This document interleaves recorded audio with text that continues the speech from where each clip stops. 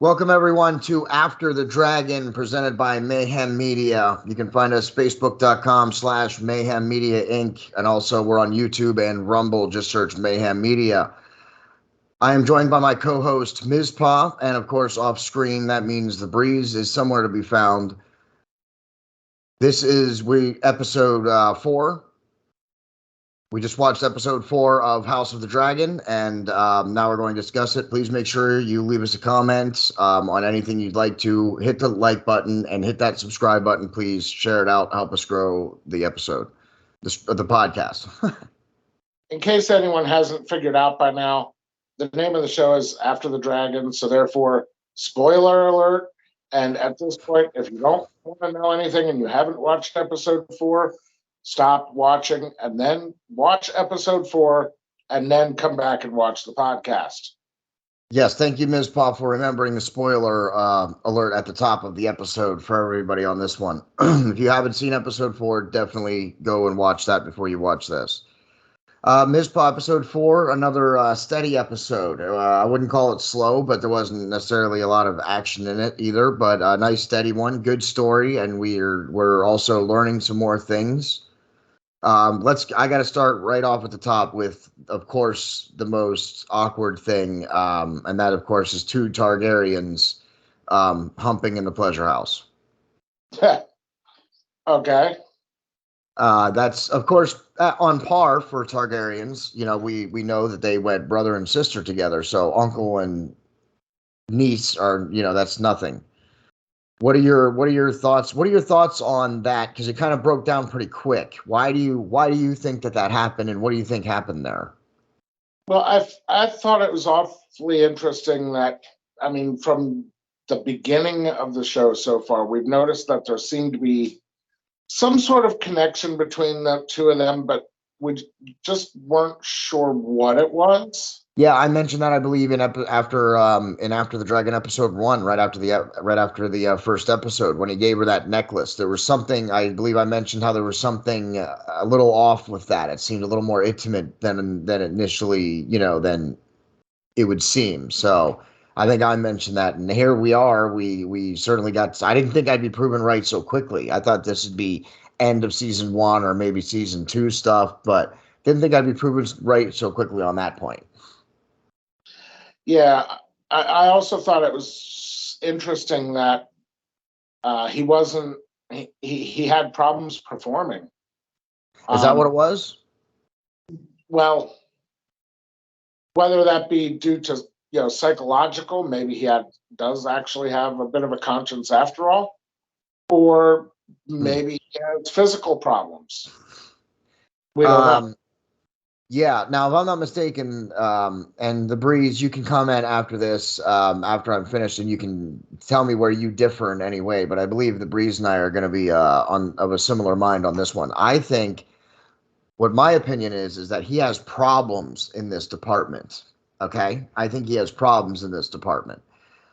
But I think what happened was with his niece. I think he wasn't having performance problems. I think he was ready to perform, and I think that alone shocked him after having performance problems. I think the fact that he was, about ready to, and everything was good to go. I think that's what threw him off. I think that's what made him stop. That fact that actually things were working. Now people can disagree with me because his second wife is pregnant. But my opinion of that is that she worked in a whorehouse. We know that he claims he got her from a whorehouse. I think she was knocked up by somebody else, not by Prince Daemon. And Agree with that. Yeah, I think she got knocked up by someone else, and so that's what I think. Actually, I think it was a double thing. I don't think it was performance issues. I think it was a lack of performance issues that made him stop all of a sudden. I think the fact that everything was working fine was threw him off. But then again, why would he go that far? Go ahead, say. I said, that's a very interesting thought. I hadn't looked at it from that point. I hadn't either, and I kind of actually like that point of view. That makes sense. And Breeze likes your point of view with that. Yeah, I believe. I think the mic might have picked her up on that one. But yes, that's what I think about the situation with that. Now, see, the way I had seen it was more, it seemed like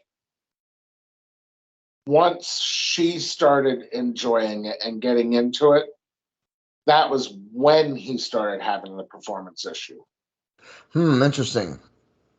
Interesting. So maybe he's more, you're saying maybe he's more of like a, for lack of a better term, he's a predator. Maybe he liked the resist, or liked the fact that he was going to try something that he didn't think that she would be down for. But my counter argument to that would be, the next day he offered to marry her. He told his brother that he would marry his niece. Well, think about it. What's the quickest way for him to get to the throne? You think that's what it is? You think he's playing the game? I think he feels he should be in the seat of the throne. So you think that would just, so you think that was just a ploy for him to try and get one step closer to the throne? I wouldn't say I think it was just a ploy, but I think it was definitely something that he thought he could use to his advantage to get to that point. That's interesting. That's interesting. I don't think I really thought of it that way. I think I was thinking more that I think it was more of the, the fact that he wasn't having performance issues now. But I do think you're right. I think that was part of a motivator. Why else would he want to, unless he could get one step closer to the throne as well? And it would certainly position him better, even if he wasn't the actual king. They seemed like they have a chemistry. They clearly have a chemistry, those two. So even if she's the actual ruler of queen, I could see them two ruling together more so than just an individual ruler and then with a husband or with a wife. So the king, while we saw the scene in the pleasure house, we got a dual scene of Prince Daemon and the princess in the pleasure house, getting down a little bit. Then we got to see the king with the queen. He just summoned her. Apparently they have separate chambers, and the king just summons her whenever he wants to, have some marital relations.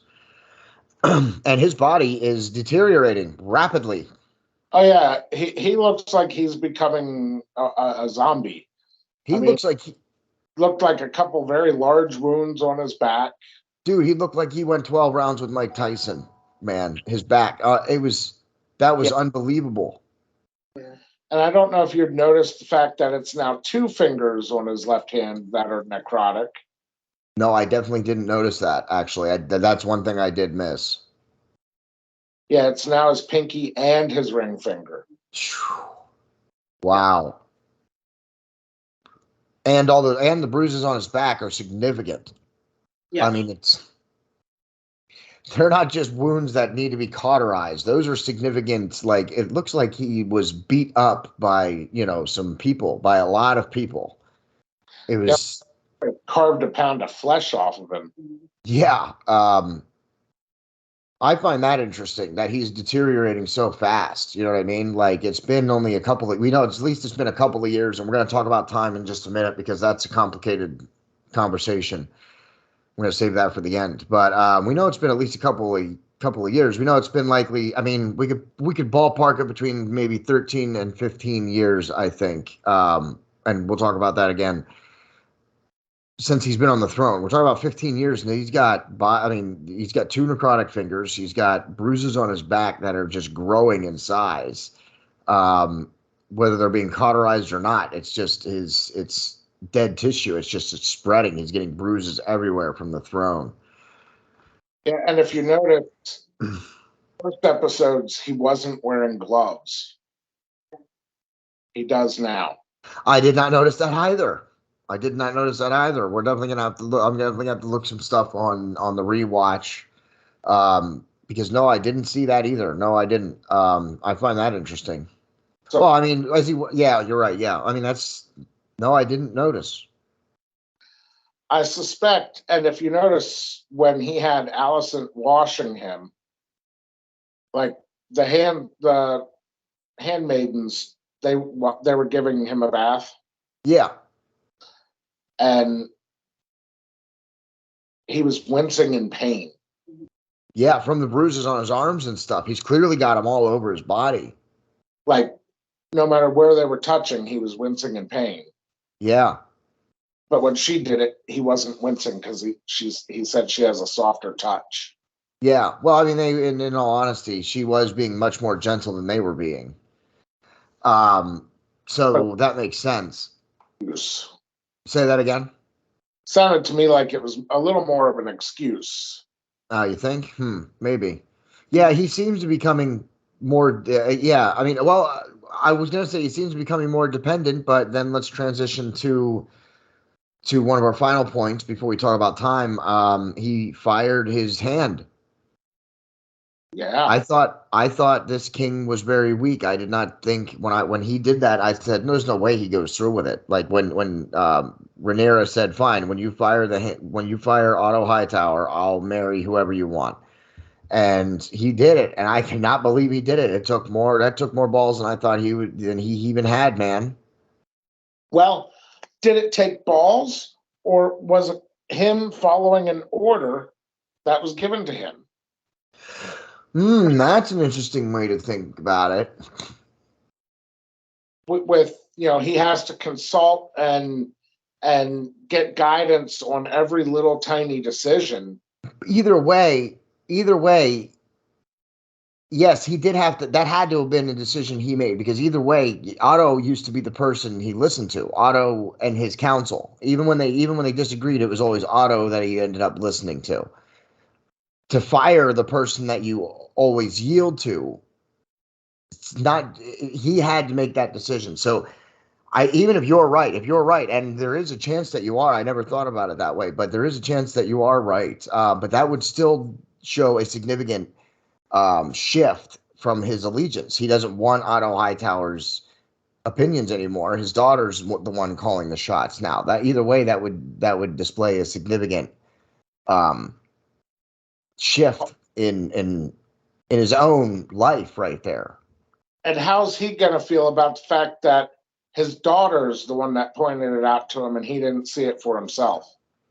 Yeah.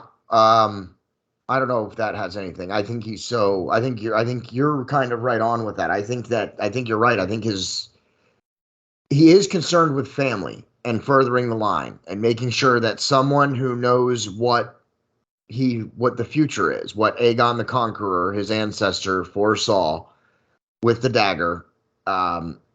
I believe that he does want someone strong on the throne. I do believe he wants that. I believe that's the only thing that he wants more than anything else, and that's why when it comes to that, he can make decisions freely. He knows that he is not it. I do agree too. I agree with you. I don't know if he knows he's not it. I think he hopes he's not it. I don't know that he knows he's not it. I think he hopes he's not it. Well, I think you're right. I think he knows that I think he's aware of some of his weakness and some of his weaknesses. But either way, the fact that he shifted and got Otto Hightower out of there, but I don't think his daughter's going to be the one to call the shots. I think him firing Otto Hightower, and I don't know who he's going to choose his hand, but I think that's going to leave a gap. A power vacuum. And I think what you were saying in a couple of episodes ago, which I think is going to also turn out to be true, that Alicent Hightower is calling her own shots and playing the game for herself. Absolutely. And I think Alicent is the one who fills that vacuum. I don't think Rhaenyra is aware that her father's that weak. Just because she got him to do this one thing, it was like a fluke thing. She never thought he would do it. I didn't think he would do it. And he did it. But I think that power vacuum is going to need to be filled. And I don't think Rhaenyra is aware of it. And I think Alicent is. I would agree with that. The other thing that I thought was interesting was you had mentioned about, the king looks like he's gone 10 rounds with Muhammad Ali. I said Mike Tyson, but yes, go ahead. Or Mike Tyson, yes. To me, just, based on the fact that it started out with just a little cut and a small sore, and it seems like as it progresses it's gotten faster, which leads me to believe if you also watch the progression of the king's character, he has started exhibiting more weakness as it goes because he's becoming more aware of his weaknesses, which in a box where because he's aware of it, now he starts to second guess himself in other areas. And now he makes a mistake. And now he's more aware of his flaws, which and it's a snowball effect. Yeah. So he is becoming a weaker and weaker ruler, a weaker king. So is it because of that the throne and whatever the throne has going on with, eating the king? Yeah. Is that at a faster rate as well? That's interesting. That's certainly something we'll have to keep an eye on. I never thought about that either. That's an interesting point. Certainly something we'll definitely have to keep an eye on as we continue to go on. Because you're right, through 4 episodes, he's been chewed up. I mean, it's been a couple of years. We know it's at least been a couple of years, and he's being beat up pretty good by that throne. He's about to lose 2 fingers. He's likely to lose a hand if he's not careful. His back, his sides, his arms, everywhere is cut up. So it's not looking good for him. And that's interesting. As his weakness grows, does the throne consuming him faster? That's interesting. I like that though. We'll definitely have to keep an eye on that to see if that's the case. And like I said, I think we mentioned that in another episode too, where the only decisions that he could make were because of the vision, because of the prophecy, and that having a succession is all he's worried about, because of the vision, having somebody strong who can take over next. But I think looking back now, I think it is more that he's becoming more aware of his weakness, and he's hoping beyond hope that he's not the guy who's going to defend against the Night King. And I think as more time passes, I think he's becoming more desperate to not just have a secure heir, but I think he almost wants to die so that he doesn't, the responsibility of that is not on him. And I think you're right. I think that and what you were also talking about could potentially contribute to the throne consuming him even more. Yeah. That's definitely something we need to keep an eye on. And you had mentioned that, we know it's been at least a couple of years since he's been king. We also know that it's been at least 4 years since Daemon and Renyra had seen each other. Yeah, I believe when he gave her the necklace, actually, which I commented on, about how there was something more there than, that was more intimate than what it seemed. And it turned out that was true. So yeah, we know that that's been 4 years. What? We just weren't entirely sure in what way. I'm pretty sure. Yes, absolutely. So something that I would like to point out is we know that there was a time jump between episode 2 and episode 3, I believe it was. Yeah. After the king married Alicent Hightower, there was a time jump because they were celebrating the king's son's second name day, and we know the queen had another baby at that time. Yeah. Now we saw another baby in this episode. Is it the same baby, or did we experience another time jump? That's harder to figure out. When we were discussing it in pre-production before we started this episode, we tried to look up some information. We couldn't really get a clear answer. Not without getting too many spoilers ourselves. We're not trying to get too many spoilers ourselves. We don't want to enjoy the show too. So we're going to work on the timeline for the next episode and try and figure out exactly how much time has passed, at least up until episode 4.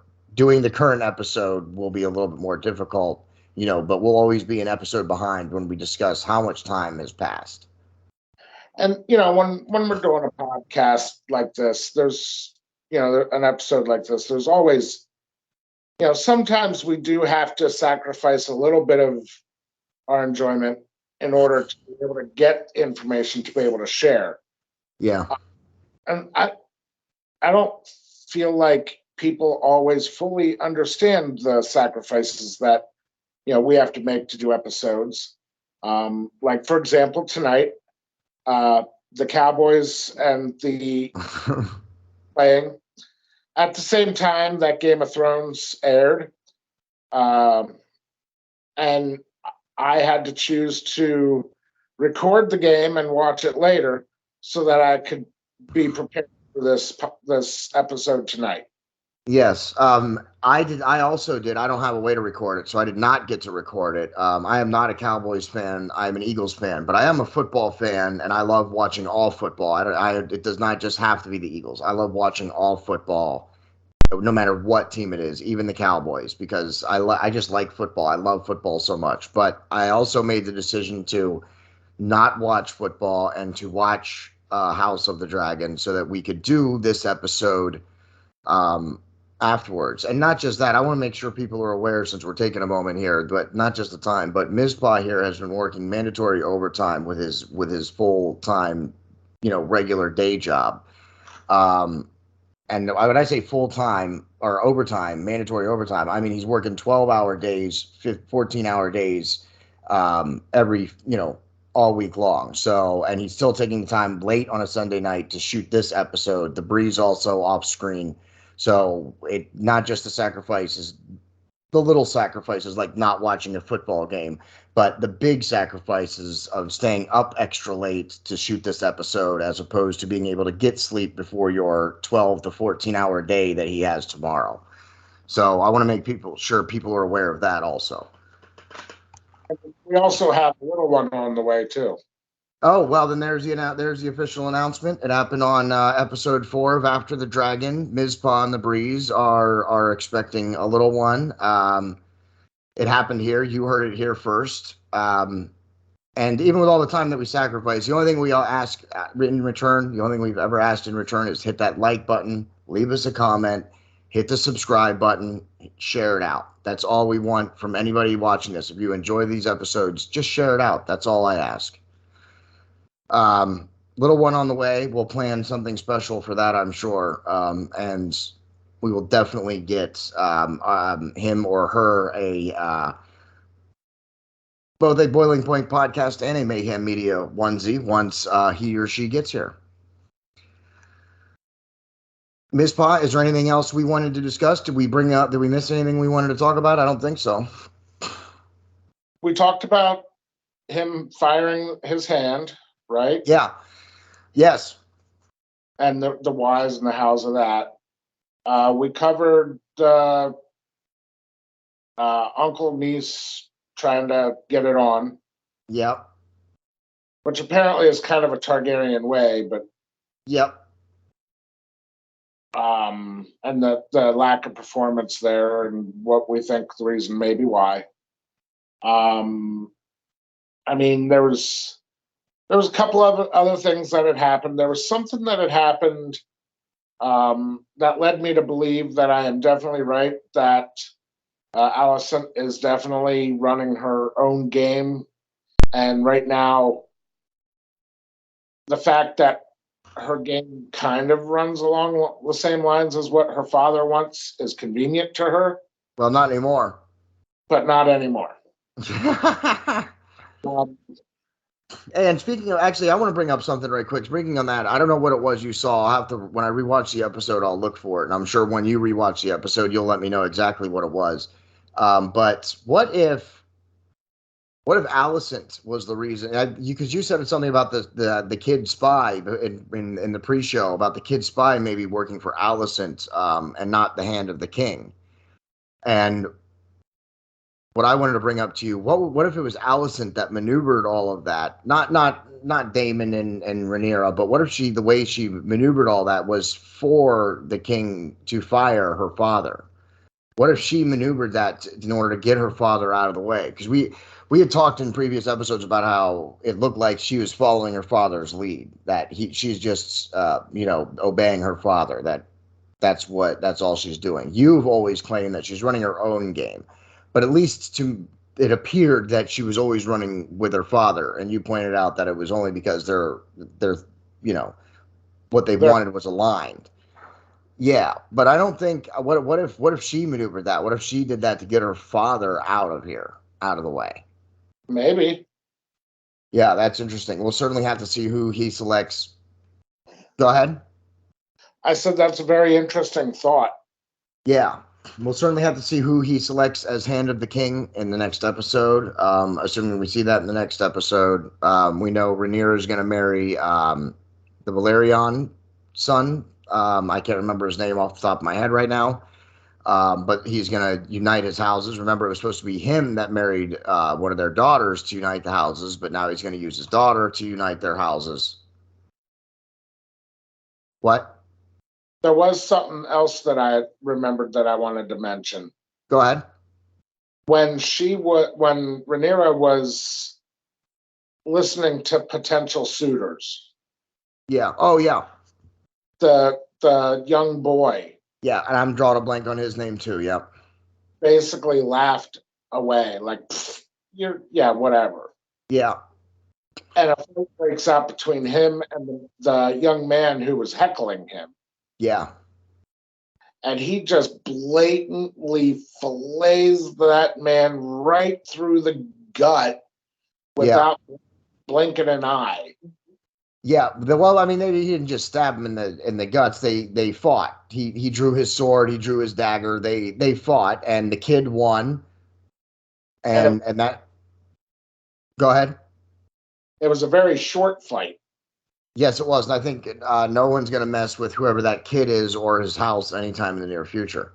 I don't remember his name, but wouldn't that be something if it was a Bolton?